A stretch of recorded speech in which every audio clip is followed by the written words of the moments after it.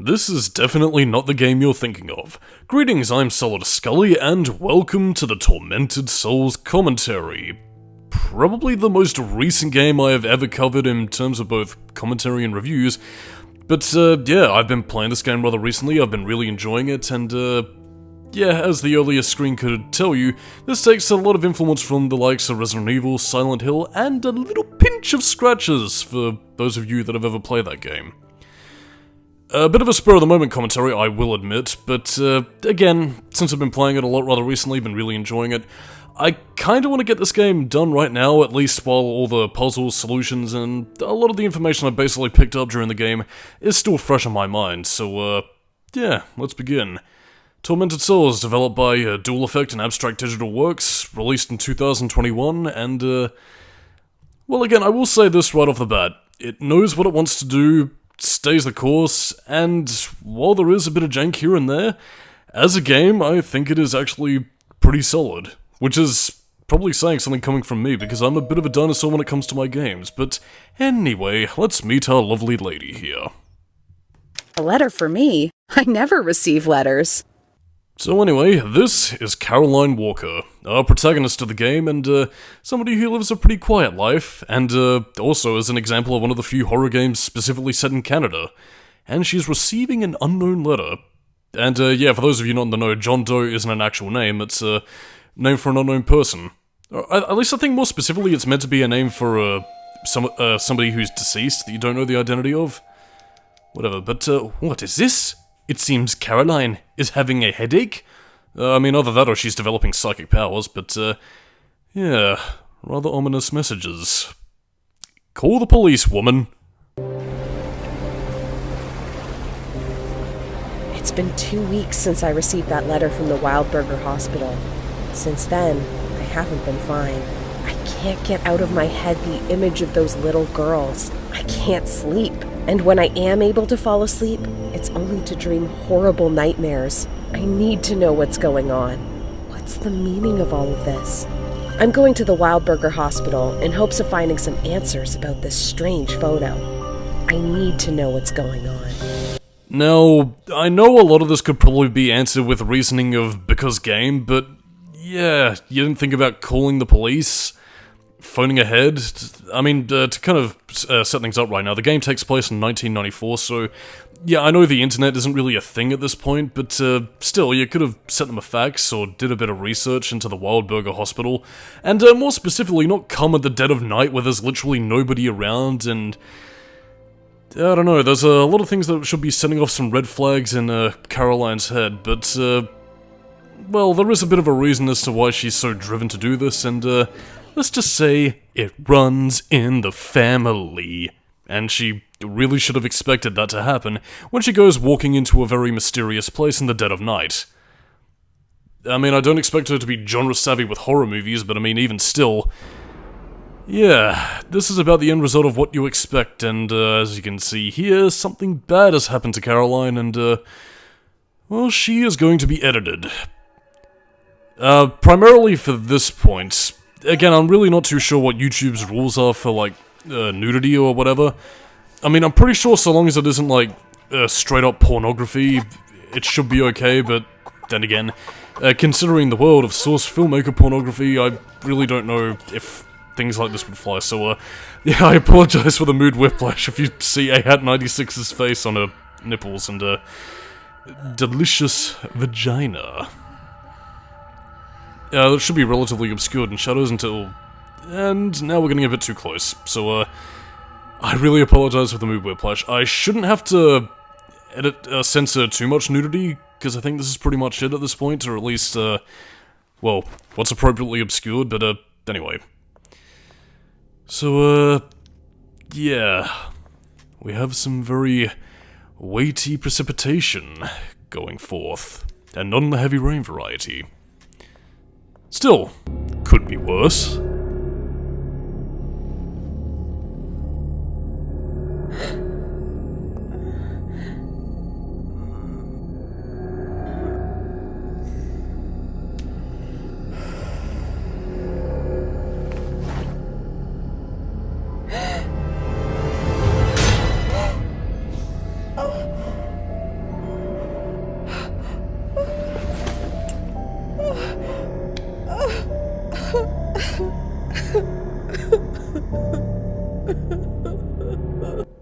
Oh dearie me. I scream, you scream, we all scream for ice cream, and yeah, Caroline has just gotten herself into a world of trouble that probably could have been avoided if she just called the police.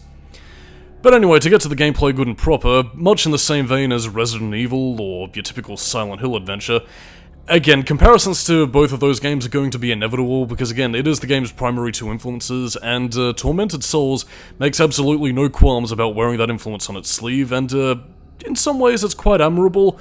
But at the same time, though, I feel that the game, unlike a certain medium I could be talking about, it does enough to distinguish itself from, again, its forebearers, and isn't really looking to replace them so much as take some influence from, again, what it enjoys and go forward with that, which, again, is something I can respect about the game.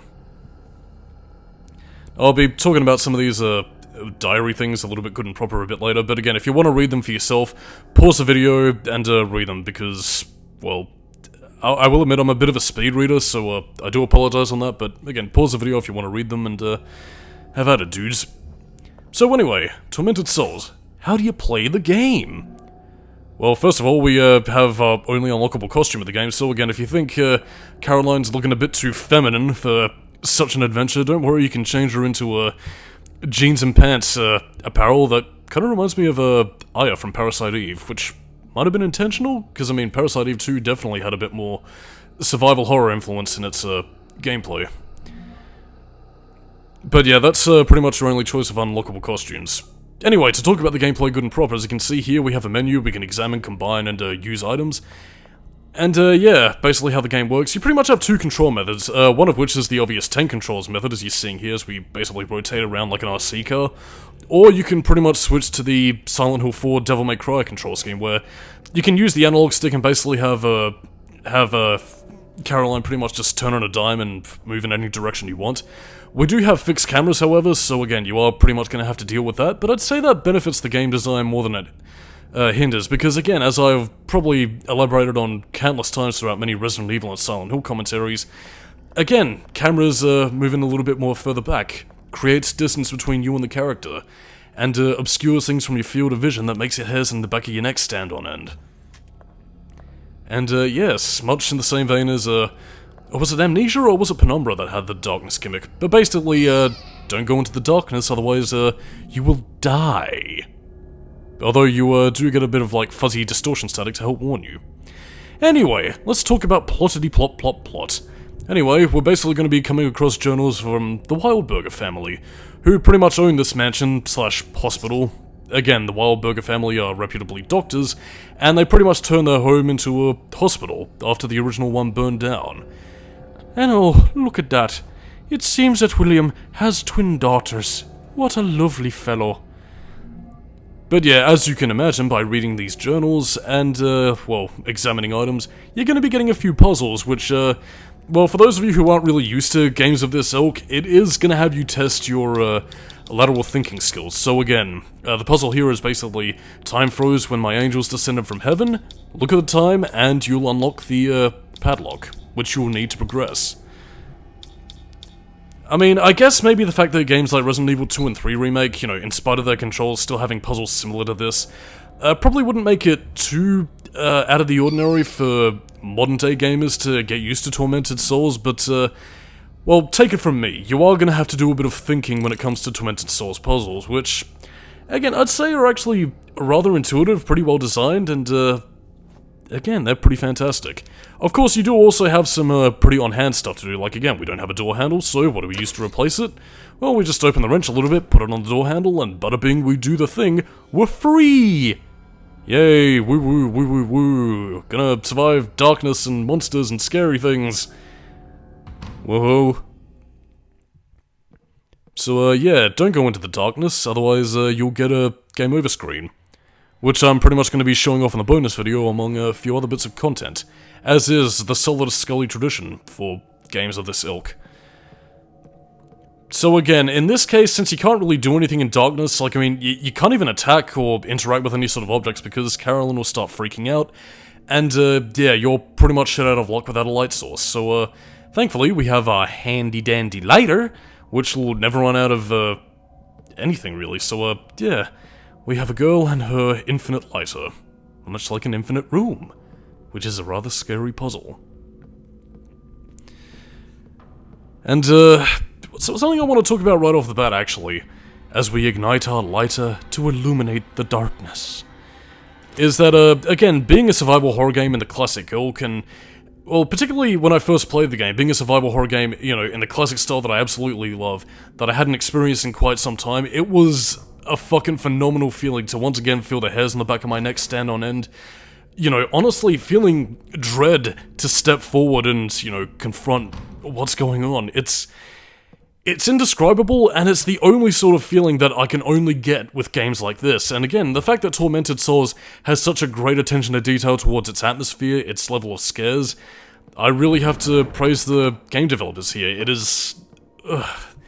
I mean, you're probably not getting the atmosphere transferred over my rambling and excited commentary, but again, taken from me as somebody who both is a little bit dissuaded by modern gaming, and especially modern horror games, both in terms of the indie scene and with, you know, some of the AAA stuff. I don't know.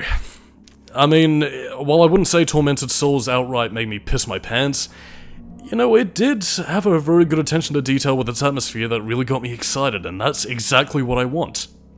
And speaking of getting me excited, we seem to be getting a bit of our Scratchers influence with the Tismo tribe. Basically the indigenous natives who perform sacrificial rituals towards twins at the age of 10. I'm sure that'll have no influence or bearing on the plot whatsoever. But yes, indeed, much like its forebearers in the Resident Evil Silent Hill ilk, yeah, basically you're going to be getting scattered memos and documents that basically, and especially for Tormented Souls being an indie game that really has to cut its game development by a fine-tooth comb, yeah, they're going to be getting a lot of mileage and world-building out of these documents, so again, if you're averse to reading, or somebody who's, prefers a little bit more presentation and, like, cinematography in regards to how they like their story delivered, this might not be the game for you, but I do think in terms of soundtrack, and as well the personal stakes involvement in the reading material, yeah, I think it's actually rather well presented, and you should be allured in by the, dark atmosphere that Tormented Souls has to offer, including that creepy doll. I don't like it. Might, start to move. But you didn't hear that from me. And thankfully, we also have a save room. So yeah, if I could talk about the game design a little bit before we, get to saving. The game design is pretty much Resident Evil with the atmosphere of Silent Hill, with a pinch of Scratchers in regards to its storytelling.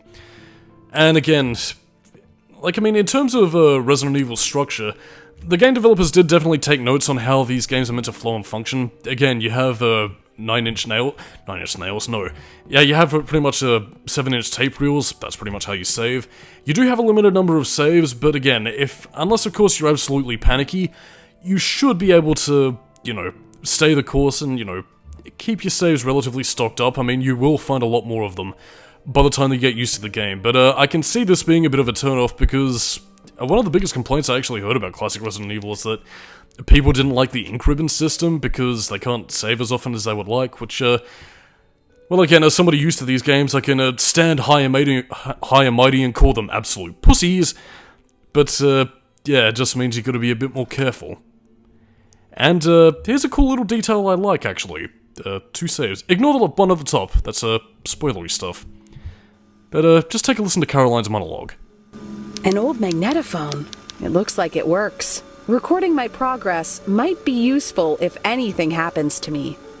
My name is Caroline Walker. I came to Wildberger Mansion seeking information about 2 girls in a photograph I received in the mail a couple of weeks ago. The last thing I remember before losing consciousness was arriving at the hospital and entering the mansion's main hall. I remember pain and then nothing. I woke up sometime later connected to a ventilation machine. And my eye had been removed. Why? Why would someone do such a thing? I don't know what the hell is going on in this place, but I need answers. Every time I close my eyes, I see those girls. Am I going insane? So yeah, you know in Silent Hill 1 when you had Harry Mason writing down what he saw in his travels on his notepad, or even in Resident Evil when you had Chris and Jill typing on typewriters to save their progress. One of the improvements that I think Tormented Souls actually offers on that, as you heard before, is Caroline actually documenting what's going on in the story, which again is an incredibly nice touch that adds a lot of personal detail to Caroline's adventure, because, again, while I do like to divide story and plot as two separate things, again, the story events as experience, whereas plot is the events as told to us, yeah, I don't know, it just adds a very nice personal touch, and, I don't know, it just really makes Caroline an endearing character to us. But as you can see here, the darkness is emanating, and we have no power to access the door. So yeah, we're pretty much stuck out of the dentist room and the... fuck, I forgot what it was called again. The Medicare room. I'll remember it later. But anyway, this is Maria Wildberger, William's doting wife, and yeah, seems he had a bit of an abusive religious father. Poor woman. But I'm sure that's gonna be the least of Maria's troubles by the time we're all said and done, as I'm sure we will experience a wonderful adventure with the Wildberger family. And of course, as you can see with some of these doors, yeah, much in the same vein as Resident Evil with its mansion setting, a lot of these puzzles are basically events meant to be seen, and of course being an indie game, where once again they have to pretty much cut their content down with a fine, thinly sliced bit of salami, yeah, it makes great use out of its limited setting and gives you a lot of something to, you know, cut corners, come back to, and unlock more of the mansion and see precisely where we're going. Oh, and of course also unlock the doors and explore the mansion to its fullest, which we won't be getting to do until much later, but again, it does make the most out of its setting and we get to see some pretty cool locales. But anyway, like any moron who hasn't been in a horror movie at all, or even seen any of them, let's go down to the basement. Woohoo! Well, I mean, we kinda need to go down there because we need to restore power! And of course we also need to unlock the main hall by getting the Hex Socket Crank. Because yes, even in Tormented Souls, none of us can escape the evil that is, crank puzzles. Resident Evil 2, you rear your ugly head yet again. But yeah, to also further elucidate why this hospital is pretty much vacant, yeah, a new hospital has basically been set up in Canada, and, well, everybody's going there, while the Wildberger Hospital has pretty much been left derelict, except for that one patient we saw in the memo. So yeah, one patient is still there in the maternity ward that I finally remember what the fucking word was. And yeah, all should be good in the hood. Or is it? As we go into the basement, my dear. I'm sure that was nothing. Just the bees floating around underground. Yes, yeah, Caroline also has a 180 spin, much in the same vein as, the Jillian Valentine. And now for a Silent Hill 1 reference. Oh my god, who could've? Yes indeed, as you can probably tell, it does take a lot of visual cues from, its forebearers, but at the same time though, the game does provide its own context, which, again, I feel is a lot of the reason why this game does stand out the way that it does, and, well, again, while it is painfully easy to see where it borrows a lot of its influence, if you, saw the creature beforehand taking a very Masahiro Ito school of design, well, I say Masahiro Ito, it seems a little bit more Silent Hill Downpour, to be honest. But, yeah, the morgue. Caroline's gonna be in for hell, but on that note, I'm Solidus Skully, keep it new metal, and, next time on the Tormented Souls commentary, more fun antics to be seen, but, Caroline, look out behind you.